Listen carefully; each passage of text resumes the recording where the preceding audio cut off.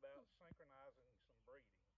And we've got a group of heifers up today that we're going to put some seeders in and do some work with and get them set up so that we can breed them about a week from this coming Monday, and this is Saturday.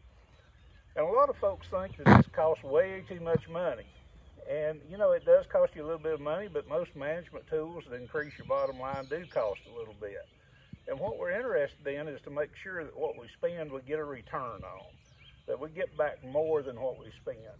And just think about this. If you use this in your operation and you reduce the days open, you're doing a couple of different things. Every day that that calf is not open but is pregnant, you're saving about $2 a day. And the way I say that is, if she's open, she's returning nothing to you. And it costs about $2 a day to keep them. So if you can breed 10 or 12 heifers with a synchronized breeding program and cut off, say, 6-7 days on each heifer, you cut off 70 days, you've already saved $150. But the big return comes whenever you've got that tight calving season, you've got that uniform calf crop, that you can do all your management practices to at the same time and market on that high point of the market with all your calves instead of just part or what is ready. So Sarah, why don't you give us a little bit in terms of the mechanics of this program? So there are many different synchronization protocols that you can use, and if you think back to our previous video where we introduced this, you can do this in a natural breeding situation, but you can also do it with timed AI. In our case, for our operation, we're going to do timed AI because of the added convenience. There are over 100 different protocols that you can use to synchronize your females, and it depends upon your specific operation and your goals, as well as the age and condition of those animals as to which protocol would be best for your operation. That's something that you can work with us or with your local extension agent to figure out what works best for you. In our case, we're going to use the 7-day co-sync plus cedar protocol. And basically what we're going to do, like he said, today is Saturday, and we're going to start right over here at day 0, okay? At day 0, we're going to give a shot of GnRH. And basically all that GnRH is going to do is it's going to restart that cow's estrous cycle. So if she has a dominant follicle on her ovary that's getting ready to ovulate, this GnRH is going to go ahead and initiate the sequences in the brain that's going to cause her to ovulate that follicle, okay? Because we want to control when she ovulates so we know when to breed her so she has the best chance at becoming pregnant. By giving that shot of GnRH, we're basically saying, okay, we're all starting here, we're all starting on the same page.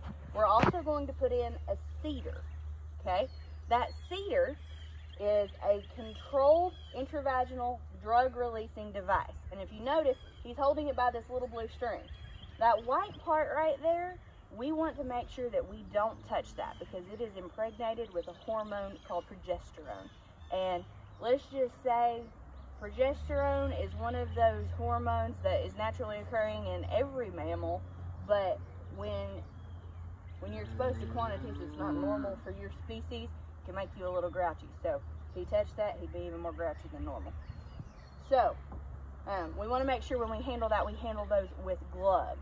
That's why we're touching it back here and not up there. But that cedar will be placed in the vaginal canal of that cow, and what it will do is it will slowly release progesterone throughout the course of the time that it's inside that animal. And what that's doing is that high level of progesterone is preventing that cow from coming into heat. So we give the GnRH to cause her to bump that dominant follicle if it's there, and if not, to start a new follicular wave. And that cedar prevents her from coming into heat because we want to control when she's coming into heat. Now there's some other steps to this protocol that you see over here on the right hand side, but we're going to talk about those as we get to that point, and you'll see those in some upcoming videos. But for now, let's take it to the barn and show you how to put those cedars in. Well, hey guys, we're here in the barn now, and we're getting ready to go ahead and start putting cedars in as the first step of our 7-day co-sync plus cedar protocol to synchronize these cows for AI. So what I've got in my hands, I have a cedar applicator and of course a cedar.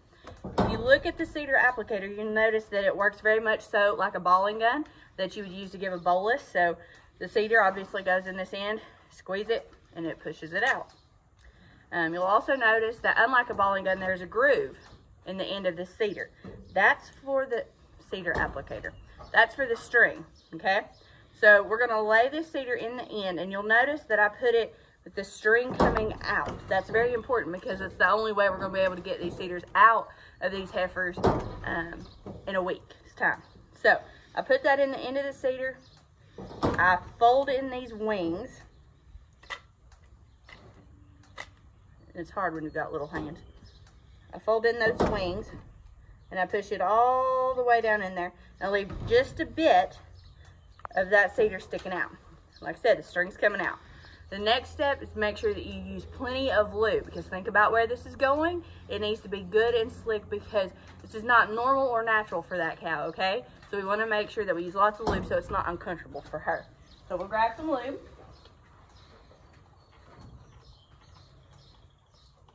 And in the words of one of my graduate mentors, there's no such thing as lube toxicosis. You can never use too much. So we come to the back end of the cow, and obviously, you know when you look at the cow, there's two holes back here. We have a top hole and a bottom hole, okay? That's how we know it's a heifer. Top hole is the rectum. The cedar is going to go in through the vulva into the vaginal canal. So what I'm gonna do, I'm gonna take my fingers, and of course I'm wearing gloves because the cedar has progesterone on it and I don't wanna get my hands dirty. I'm going to split that vulva open with my fingers. I'm going to go in at a 45-degree angle and level out as I go in, okay?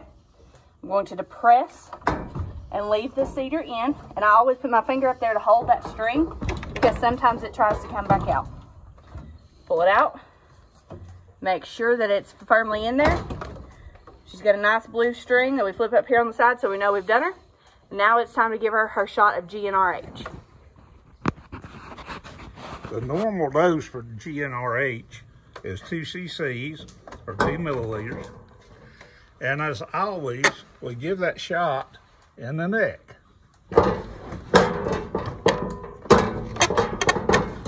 Following BQA guidelines.